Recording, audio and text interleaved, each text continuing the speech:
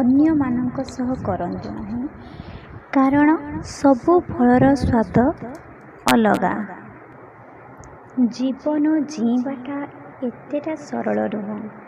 ବିନା ସଂଘର୍ଷରେ କେହି ମହାନ ହୁଅନ୍ତି ନାହିଁ। ଯେ ପର୍ଯ୍ୟନ୍ତ ହାତୁଡ଼ିର ମାଡ଼ ପଥର ନ ସହିଯିବା, ସେ କ'ଣ ଭଗବାନଙ୍କର ପ୍ରତିମା ହୋଇପାରିବ? ଆମର ଭବିଷ୍ୟତ ଆମର ବର୍ତ୍ତମାନ ଉପରେ ନିର୍ଭର କରେ। ତେଣୁ ନିଜର ଲକ୍ଷ୍ୟ ଉପରେ କେନ୍ଦ୍ରିତ ରହିବା ଦରକାର। ଉଚ୍ଚ ସଙ୍ଗତି ଆମକୁ ଉଚ୍ଚତର କରିପାରେ। ସବୁବେଳେ ଉତ୍ସାହିତ କରୁଥିବା ଲୋକମାନଙ୍କ ସହିତ ବନ୍ଧୁତା ରଖନ୍ତୁ ବା ମିଳାମିଶା କରନ୍ତୁ। ଦେଖିବେ ଆପଣଙ୍କ ପଜିଟିଭ୍ ଏନର୍ଜି ଲେଭେଲ୍ ବଢ଼ିଯିବ।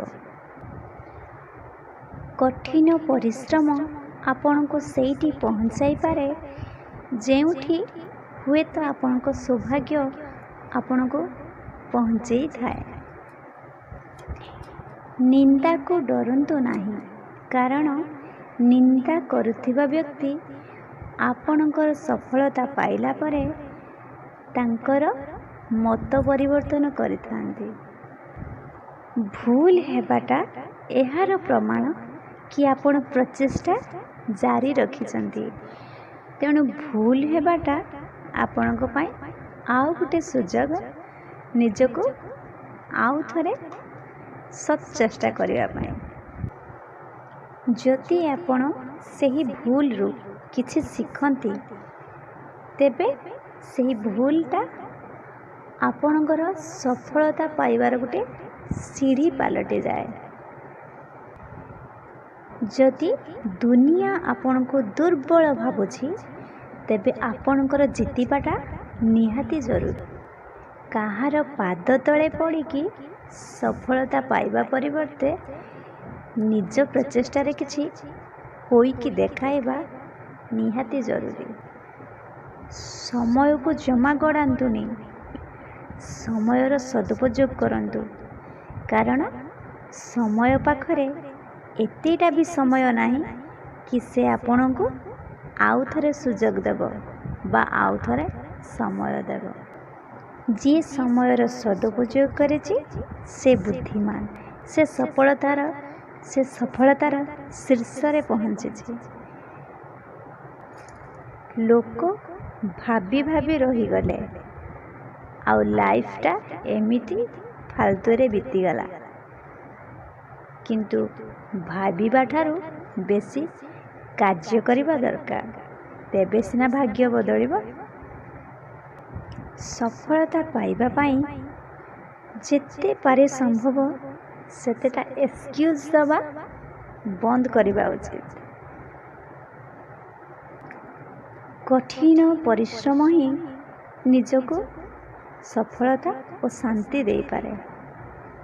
କୌଣସି କାର୍ଯ୍ୟ ଗୋଟିଏ ଦିନରେ ହୁଏ ନାହିଁ, ନିରନ୍ତର ଚେଷ୍ଟା ପରେ ତାହା ନିଶ୍ଚିତ ହୁଏ। ଉଚ୍ଚ ଅଭିଳାଷ ବିନା ବୁଦ୍ଧିମତା ଥିଲେ ସେଇଟା ଏମିତି ପର ବିନା ପକ୍ଷୀଟିଏ।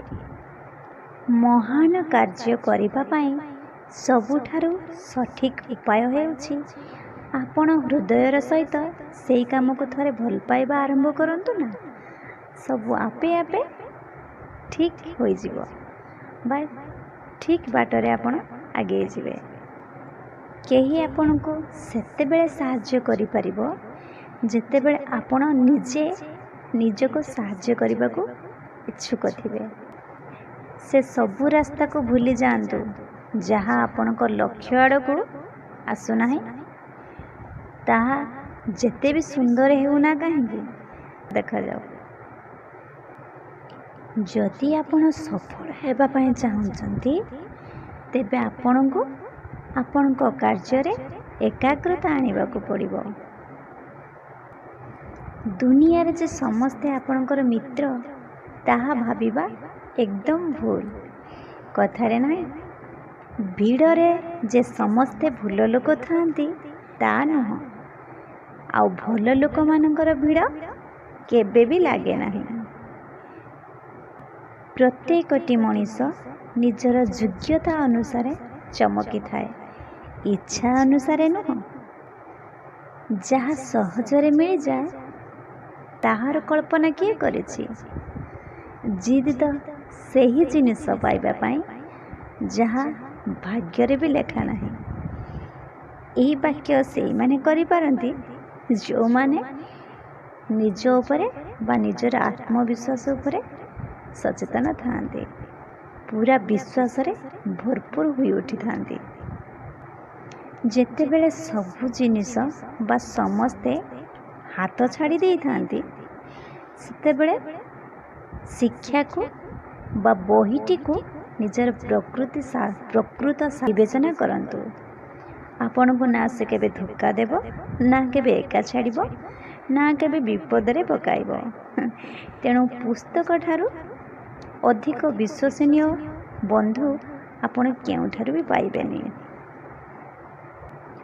ଅନ୍ୟମାନଙ୍କ ସାହାଯ୍ୟରେ ଯଦି ଆପଣ ଉଚ୍ଚତମ ଶିଖରରେ ପହଞ୍ଚି ଯାଆନ୍ତି, ତେବେ ଆପଣ କଷ୍ଟର ବା ନିଜ ପ୍ରଚେଷ୍ଟାରେ ଯେ କେହି ଜଣେ ଆହୁରି ଉପରକୁ ଉଠିପାରେ ତାହା ଆପଣ ଭୁଲିଯିବେ।